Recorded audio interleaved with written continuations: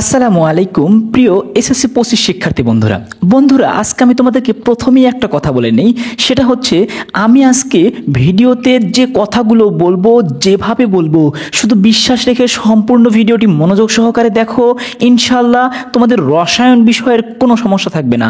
রসায়নের উপরে 100% marks common পাবে এবং নিশ্চিত 90+ পাবে, নিশ্চিত 90+ পাবে।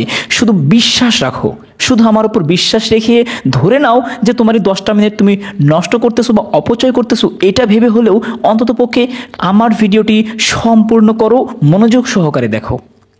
দেখো বন্ধুরা, আমি তোমাদেরকে প্রথমত বলবো রসায়নের সাজেশনের জন্য রসায়ন কিন্তু দুইটা পার্ট বিভক্ত।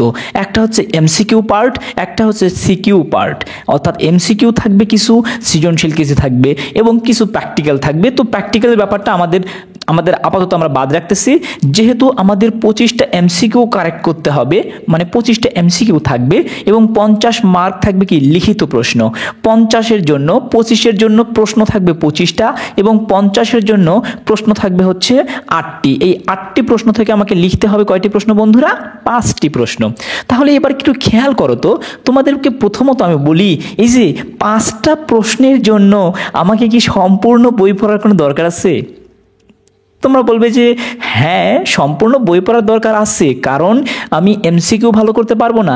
হ্যাঁ, আমি তোমাকে বলবো এমসিকিউ এর জন্য হলেও তোমাকে সম্পূর্ণ বইটা সম্পর্কে একটু ধারণা থাকা দরকার, কিন্তু সৃজনশীলে ভালো করতে হলে সম্পূর্ণ বইয়ের কোনো ধারণা থাকা দরকার নাই। সম্পূর্ণ বই সম্পর্কে যদি একটু জাস্ট টুকিটাকি জ্ঞান থাকে তাও হবে, কিন্তু বাছাইকৃত হাতে গুনে মাত্র কয়েকটা অধ্যায় পড়েই কিন্তু তুমি A+ পেতে পারো, ভালো একটা নম্বর পেতে পারো। দেখো কিভাবে পড়বে, কোন অধ্যায়গুলো পড়বে। তো এর জন্য আমি তোমাকে প্রথমত বলে নেই, এমসিকিউ অংশটা আগে আমি শেষ করে দেই। দেখো এই যে 25টা এমসিকিউ কিন্তু আসবে 12টা অধ্যায় থেকে। সুতরাং আমরা যদি একটা ভাগ করে দেই, আমি দেখতেছি মোটামুটি 2টা করে এমসিকিউ পড়তেছে প্রত্যেকটা অধ্যায় থেকে। তার মানে কি প্রত্যেকটা অধ্যায় থেকে 2টা করে এমসিকিউ হবেই হবে? না, হবে না। দেখো 1 নম্বর অধ্যায় থেকে 2টা এমসিকিউ কখনোই হয় না। শুধু সর্বোচ্চ কোনো বোর্ডে একটা প্রশ্ন চলে আসে, আবার কোনো বোর্ডে তাও আসে না, তবে একটা প্রশ্ন আসার সম্ভাবনা আছে 1 নম্বর অধ্যায় থেকে। তো আমি আপাতত 1 নম্বর অধ্যায়টা বাদ রাখলাম। আমি তোমাদেরকে সবচেয়ে বেশি গুরুত্বপূর্ণ যেগুলো সেগুলো দিব। যেমন এই যে 4 নম্বর অধ্যায়টা, ভাইয়া বা আপু, 4 নম্বর অধ্যায়টাকে তুমি কোনোভাবে বাদ দিবে না, কারণ তুমি এখান থেকে 100% শিওর থাকো 3 থেকে 4টা এমসিকিউ কমন পাবে। 3 থেকে 4টা সর্বোচ্চ সংখ্যক এমসিকিউ চলে আসে 4 নম্বর অধ্যায় থেকে। এরপরে দেখো, তারপরে আমরা বলতে পারি 5 নম্বর অধ্যায়। 5 নম্বর অধ্যায় থেকেও তুমি কমপক্ষে 2 থেকে 3টা এমসিকিউ কমন পাবা। 2 থেকে 3টা এমসিকিউ তুমি নিশ্চিত কমন পাবা 5 নম্বর অধ্যায় থেকে। এখন এগুলো থেকে এমসিকিউ কিভাবে হতে পারে সেটা আমি অবশ্যই ভিডিও শেষে বলবো, তাই অবশ্যই তোমরা একটু চেষ্টা করো ভিডিওটি সম্পূর্ণ করবার। আমি তো বললাম যে তুমি ধরে নাও তোমার সময়টা নষ্ট হচ্ছে, কিন্তু তবুও তুমি ভিডিওটা সম্পূর্ণ করো। এরপরে দেখো বন্ধুরা, তোমাদের 6 নম্বর অধ্যায় মোলের ধারণা এবং রাসায়নিক গণনা। এখান থেকে তুমি শিওর থাকো, একদম শিওর থাকো যে 2টা সৃজনশীল প্রশ্ন নিশ্চিত কমন পাবে। এরপর দেখো বন্ধুরা, তোমাদের আছে 7 নম্বর অধ্যায় রাসায়নিক বিক্রিয়া। এই যে রাসায়নিক বিক্রিয়া অধ্যায় থেকে তোমাদের এমসিকিউ কমন খুব বেশি আসে না, তবে আমি তোমাদেরকে বলবো তোমরা এই যে 7 নম্বর অধ্যায় এবং 8 নম্বর অধ্যায়, এই 2টা থেকে তুমি সর্বোচ্চ 2টা কমন পেতে পারো। এই 2টা থেকে তুমি 2টা এমসিকিউ কমন পেতে পারো, অথবা কখনো 3টাও চলে আসে, তবে 2টা আসার সম্ভাবনাই বেশি। এরপরে দেখো তোমাদের এই যে অ্যাসিড ক্ষারক সমতা 9 নম্বর অধ্যায় এবং 10 নম্বর অধ্যায়। 9 নম্বর অধ্যায় থেকে তুমি শিওর থাকো এইবার 2025 সালে তোমাদের কমপক্ষে একেবারে ন্যূনতম 2টা এমসিকিউ কমন থাকবে, এবং খনিজ সম্পদ, ধাতু অধাতু, এখান থেকে কমপক্ষে 3টা এমসিকিউ কমন থাকবে। একদম শিওর থাকো তুমি যে অ্যাসিড ক্ষারক সমতা অধ্যায় থেকে 2টা এমসিকিউ কমন থাকবে এবং তোমার হচ্ছে ধাতু অধাতু থেকে 3টা এমসিকিউ কমন থাকবে। তাহলে দেখো তো আমাদের সর্বমোট কতগুলো এমসিকিউ হয়ে যাচ্ছে, জাস্ট একটাবার চিন্তা করো। 3টা অথবা 4টা, আমি ধরে নিলাম 4টা, 4 3 5, 4 3 7, 9 13, 14 15 16 17 18, 18টা এমসিকিউ কিন্তু ইতিমধ্যে কমন পেয়ে যাচ্ছ। এখন দেখো তোমরা কি করবে জানো, এই যে তোমাদের লাস্ট অধ্যায় অর্থাৎ জীবাশ্ম জ্বালানি এবং আমাদের জীবনের রসায়ন, এই যে জীবাশ্ম জ্বালানি এবং জীবনের রসায়ন এই দুইটা মিলে আসলে 3টা এমসিকিউ কমন পড়তে পারে। এই দুইটা মিলে যদি 3টা এমসিকিউ কমন পড়ে তাহলে হচ্ছে কয়টা, 21টা। আমার কাছে এমসিকিউ থাকবে কয়টা, আর 4টা। ওই 4টা এমসিকিউ চলে আসবে মূলত এই দিক থেকে মূলত 4টা এমসিকিউ কমন চলে আসবে, অর্থাৎ 1 নম্বর অধ্যায়, 2 নম্বর এবং 3 নম্বর অধ্যায় মিলে মূলত 4টা এমসিকিউ চলে আসবে। এভাবে তোমাদের সর্বমোট 25টা এমসিকিউ করা হবে। তোমরা আমি এখানে যেগুলো বললাম সেগুলোকে কোনোভাবে বাদ দিবে না, তোমাকে সবচেয়ে বেশি গুরুত্ব দিয়ে পড়তে হবে এখানে এমসিকিউর জন্য। 4 নম্বর অধ্যায়, 5 নম্বর অধ্যায়, 6 নম্বর, 7 নম্বর, 8 নম্বর, এরপরে হচ্ছে 9, 10কে কোনোভাবেই বাদ দিবে না। এরপরে তোমার যদি 11, 12 নাও পারো তাহলে তোমরা 1, 2, 3 পড়বে, তাহলেও দেখবা কমপক্ষে 20+ পাবা। যদি এমসিকিউ এ 20+ পেতে পারো, শিওর থাকো তুমি তোমার A+ হবে, একদম শিওর থাকো তুমি A+ পাবে। এখন দেখো বন্ধুরা, তোমাদেরকে আমি সৃজনশীলের দিকে চলে আসি। সৃজনশীলের জন্য যেহেতু অধ্যায় আছে মোটে 12টা, সৃজনশীল আসবে কয়টা, 8টা। 12টা অধ্যায় থেকে 8টা সৃজনশীল প্রশ্ন, তার মানে কি একটা জিনিস বুঝতে পারতেছো যে 12 থেকে আসতেছে 8টা, তার মানে 4টা অধ্যায় কিন্তু ইতোমধ্যে আমাকে বাদ দিতে হচ্ছে। 4টা অধ্যায়কে বাদ দিতে হবে। প্রত্যেকটা অধ্যায় থেকে কি তাহলে একটা করে প্রশ্ন ফুল আসবে না, একটু কৌশল করে তোমাকে পড়তে হবে। কৌশল অবলম্বন করে পড়লে খুব সহজেই তুমি 5টা সৃজনশীল তোমাকে লিখতে হবে। যেহেতু 5টা, আমি 5টাকে নিয়ে টার্গেট করি, যেহেতু 5টা লিখতে হচ্ছে, তাহলে 5টা সৃজনশীল তুমি খুব সহজেই কমন পেয়ে যাবে। কিভাবে কমন পাবে, একটু কৌশল অবলম্বন করতে হবে। এর জন্য আমি তোমাকে বলবো ভাইয়া বা আপু, তোমার যদি রসায়ন বইটা সম্পর্কে বেসিক ধারণা থাকে, তোমরা জানো রসায়নের বেসিক ধারণা আমি মনে করি একেবারে 8 পর্যন্ত বেসিক ধারণা, রসায়নের অনেক বেসিক ধারণা চলে আসবে 8 পর্যন্ত।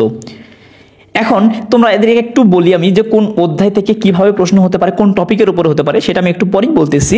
এখন দেখো, তোমাদেরকে কারোর যদি 2 নম্বর এবং 3 নম্বর এবং 4 নম্বর, 2, 3, 4 না সরি 3, 4, 5 নেবা। 2 পদার্থের অবস্থা আমরা পরে লিখতেছি, পদার্থের অবস্থাটাকে আমরা পরে দিচ্ছি।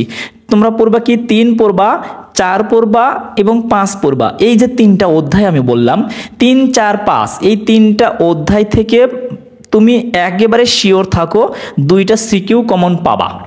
এই 3টা অধ্যায় থেকে তুমি 2টা সিকিউ কমন পাবা, এইটুকু তুমি একেবারে শিওর থাকো, 100% শিওর যে 2, 3, 4 এবং 5 অধ্যায় থেকে তুমি কমপক্ষে 2টা সৃজনশীল প্রশ্ন কমন পাবা। এরপরে ভাইয়া 6 নম্বর অধ্যায় থেকে কিন্তু কারোর সঙ্গে রিলেটেড করে দেয় না, 6 নম্বর অধ্যায়কে কারোর সঙ্গে রিলেটেড করে দেয় না। এখান থেকে এখান থেকে তুমি একটা সেট প্রশ্ন কমন পাবা। হ্যাঁ, ক্ষেত্র বিশেষে 6-এর সঙ্গে 2কে লাগিয়ে দেয়, তবে সেটা আলাদা। 6-এর সঙ্গে কখনো 2কে লাগিয়ে দেয় অথবা কখনো 7-এর সাথে 2কে লাগিয়ে দেয়, এই জন্য 2 থেকে একটা প্রশ্ন আসলে ফুল আসে না। তবে 6 নম্বর অধ্যায় থেকে এক সেট প্রশ্ন তুমি ফুল পাবা। তাহলে হলো কয়টা, 3টা সৃজনশীল, তোমাকে লিখতে হবে 5টা। এখন দেখো, এই যে 7 নম্বর এবং 8 নম্বর দুটোই কিন্তু বিক্রিয়া রিলেটেড অধ্যায়। দেখো 7 নম্বর অধ্যায় রাসায়নিক বিক্রিয়া, এখান থেকে তোমাকে আসলে বিভিন্ন ধরনের বিক্রিয়াগুলো পড়তে হবে, সংযোজন, বিয়োজন, দহন, প্রতিস্থাপন। এরপরে হচ্ছে তোমার আরও কিছু বিক্রিয়া আছে, প্রশমন বিক্রিয়া, পানিশোধন বিক্রিয়া। তারপর তোমার এগুলো কিন্তু বেশি গুরুত্বপূর্ণ না, তোমার সবচেয়ে বেশি গুরুত্বপূর্ণ হলো এই যে তোমার দেখবে রেডক্স বিক্রিয়া, নন রেডক্স বিক্রিয়া। নন রেডক্স বিক্রিয়াগুলোর আওতাধীনে পড়তেছে যে তোমার হচ্ছে সংযোজন, বিয়োজন, এগুলো আমরা পরে দেখতেছি। তবে তোমাদের রেডক্স বিক্রিয়াগুলো থেকেই পরীক্ষায় প্রশ্ন আসার সম্ভাবনা সবচেয়ে বেশি, অথবা তোমাদের এখান থেকে লা সাতেলিয়ার নীতি আছে, লা সাতেলিয়ার নীতি থেকে প্রশ্ন আসতে পারে। এবং 8 নম্বর অধ্যায় থেকে তোমাদের প্রশ্ন আসার আমি মনে করি স্কোপ আছে মাত্র 2টা, একটা হচ্ছে ডেল্টা এইচ নির্ণয়, এরপরে তোমাদের আরেকটা আসতে পারে, সেটা হচ্ছে এই যে তোমাদের গ্যালভানিক কোষ, গ্যালভানিক সেল, এই 2টা থেকে প্রশ্ন আসার সম্ভাবনা সবচেয়ে বেশি আমি মনে করি। তো তোমরা কি করবে জানো, এই যে 7 নম্বর অধ্যায় এবং 8 নম্বর অধ্যায়, এই 2টা থেকে তুমি একটা একটা ধরে রাখো, এই দুইটা থেকে তুমি একটা ধরে রাখো, আপাতত একটা ধরে রাখো। আমি বলতেছি একটু পরে তোমাকে বিস্তারিত বলতেছি। এরপরে দেখো ভাইয়া, এবার কিন্তু তুমি শিওর থাকো, হয় 9 নম্বর অধ্যায় থেকে একটা সেট প্রশ্ন ফুল হবে, নতুবা 10 নম্বর অধ্যায় থেকে এক সেট প্রশ্ন ফুল হবে। এদের সঙ্গে কিন্তু কাউকে রিলেটেড করে দেওয়া সম্ভব না। তোমরা জানো 9 নম্বর হচ্ছে এসেট কারক সমতা, এই অধ্যায়ের সঙ্গে কোনো অধ্যায়কে রিলেটেড করে দিতে পারবে না। আবার 10 নম্বর অধ্যায়টা খনিজ সম্পদ ধাতু অধাতু, এই অধ্যায়ের সঙ্গে কোনো অধ্যায়কে রিলেটেড করে দিতে পারবে না।